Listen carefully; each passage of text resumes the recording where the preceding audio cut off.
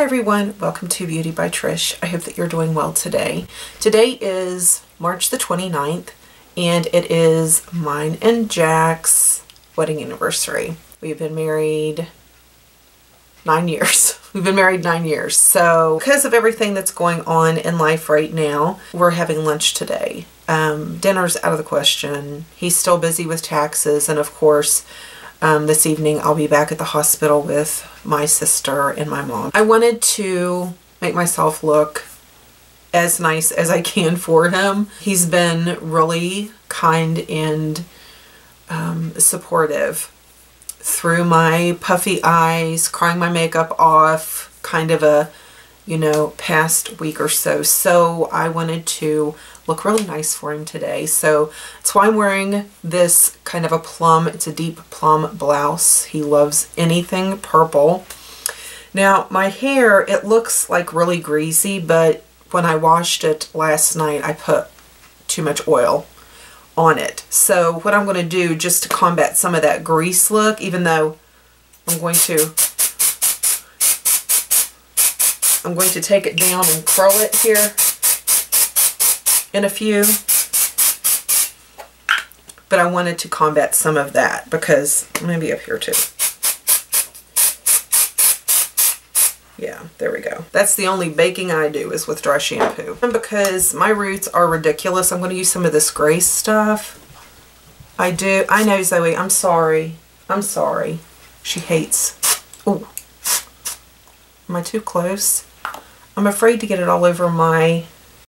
Oh yeah, that's much better. Okay, this is the first time I've gotten ready here in a while, so I feel kind of out of place. I just put some Urban Decay eye primer on. I'm going to use my NARS. This is their soft matte. Most of my stuff's at Mom's. I'm just going to put that right here to brighten because believe me, my dark is really showing. And since I'm using kind of purple shadows, y'all know I do extra steps when I wear collared shadows because I don't want it to add to my natural discoloration. Thank you all. And I'm not going to go into a lot because I'm not going to, well, I can always edit it out if I have a little breakdown here. But thank you all so much for your love and support, encouragement, prayers, good thoughts, everything about my sister.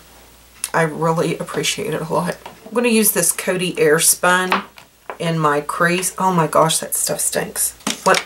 I don't know if I can use it. Okay, and I'm doing...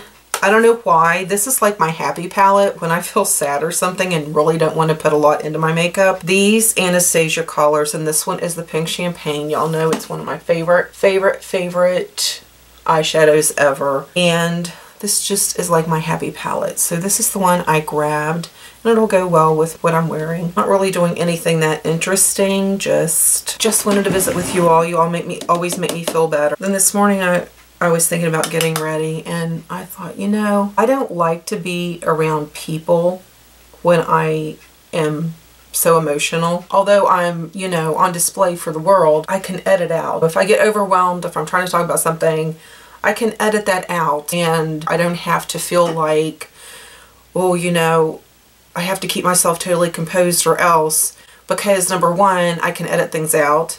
Number two, you're not asking me information that's going to make my heart hurt. You know what I mean? You know, when you're face to face with somebody and they're like, you know, so I hear, you know, this and this. And it's crazy the things people ask. It's like, I get very private when there's something going on with family. Like when she first went into the hospital, I posted that, you know, positive thoughts or prayers will be appreciated.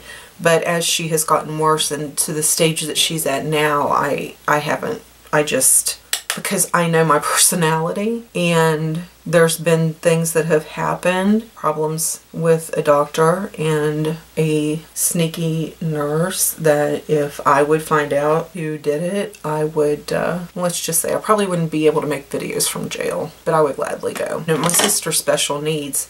I've been raised to have the utmost respect for doctors and nurses and what they do. I'm going to go back in with the light right here just to blend the edge of that out a little more. Tef was admitted because of a blockage, and that was Monday. We had her to the emergency room Saturday. The emergency room doctor said there was not a blockage. It was just constipation. Tef got sent home, increasingly worse Monday, back to the hospital. Yes, she has a blockage, admitted. Tube down her nose. By Wednesday, the blockage was almost gone. She was getting pneumonia. So Thursday, blockage is gone, tube comes out. The pulmonary doctor is wanting to do I forget Mom actually never told me the name, she couldn't remember, but it's where they go in and suction out your bronchial areas. She was told that Tef would be sedated through this. The morning of, she was told that no. They numb her throat, but they don't sedate her. So they started doing the procedure and Tef freaked out and her heart rate went up and her respiration went down. Well, let's just say if they thought if they could get it down to 158, it would be good. They called the doctor back in, 12 people working on my sister. And they called the crash cart in. And this was supposed to be a really simple procedure, going in with the pink champagne. And he asked my mom about resuscitation, and then that was Friday. So the rest of the weekend they put her on the CPAP machine on and off to give her heart and her breathing a rest. And now mind you, at this point it's been over a week since she's had any nutrients. They can't do the central line because it affects your heart and there's already too much strain on her heart. I'm just taking this collar and deepening up my crease a little bit. So then Sunday morning, our family doctor is not on call that weekend. So his fill-in comes in Sunday morning.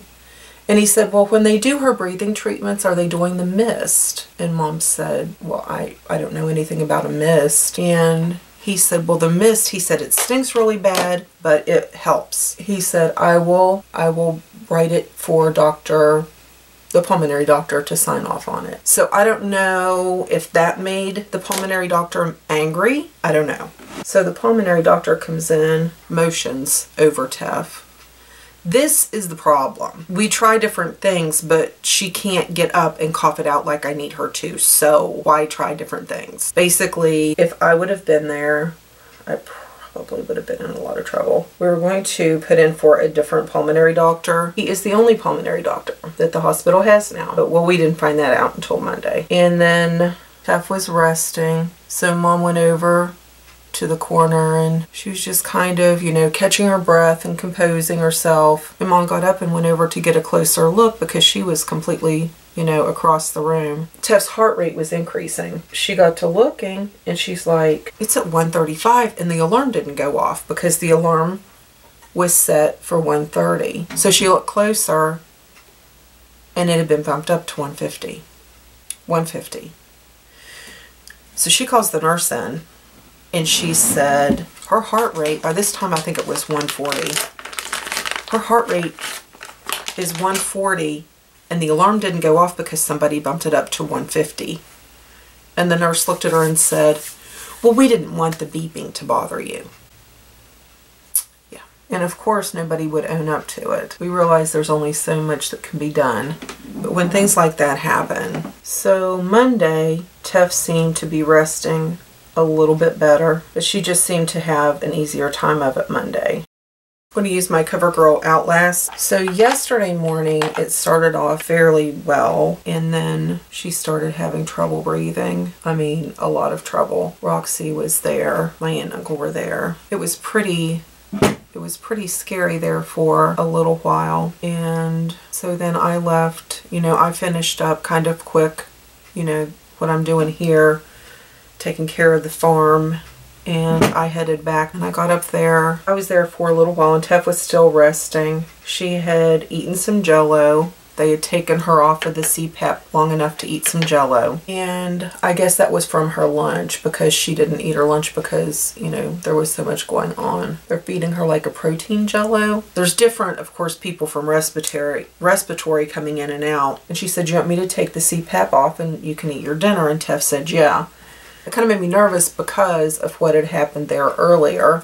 I don't know. I just had a really uneasy feel about it. So they took it off and I noticed her vitals started shifting. And I told Mom, I said, go tell the nurse, because the nurse was standing right out there. I said, go tell the nurse to call respiratory to come back and put her back on the CPAP. I guess the nurse told her to wait a minute or something. Well, It happened so quick, her vitals, and she started turning gray. By this time, the family doctor was in the room. He was getting ready to make his rounds and Mom grabbed him. He was standing there and 2 nurses watching Mom and I, you know, try to tough and try to get her to stay awake as much as she could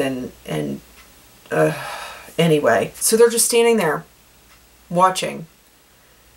And the doctor said something, and I'll be honest, I don't know what he said completely. I don't know what he said word for word, so I'll leave it at that. And I looked at them and I said, "We can't wait for respiratory." And they just looked at me. And by this time, Tef was blue, her respiration was 35, her heart rate was 42, and I leaned across her and I said, "There's 1 doctor and 2 nurses in this room, and somebody better figure out how to turn that machine on and get that mask on her now." And he told the nurse, "Go ahead and turn it on and let's see what happens." They do that, and her heart rate starts coming up a little. I think it stopped at 60, and her respiration came up to 40 and stopped. And a couple minutes later, the respiratory woman came in. It took him about 10 minutes to get her stable. Just seeing my mom go through it. But this morning, they took Tef off CPAP so she could have some more Jello. See, I usually don't get dressed until I'm done with my makeup because I get powder everywhere. I'm going to take a little bit of this, lighten my brows a little bit of my Milani wax to hold that powder in there. This is the first of the Big Shot mascaras that I got. I got the waterproof. It's at my mom's and it withstands some tears. It is a good mascara, so I am really impressed with that. This is in Laguna. I thought it was. I'm going to use my Physicians Formula and pH Matchmaker in Natural. Real pretty. Okay, thank you all so much for getting ready with me. I hope that you have a really good day. Thank you again for all of your love and support. Please continue to keep my mom and my sister in your prayers and thoughts. And Colleen too, of course. Colleen, we love you so much. So thank you all. You're such an amazing blessing to me. I just pray that it tenfold back to you with blessings. Thank you so much again for your time. Have a great day, and I will see you soon.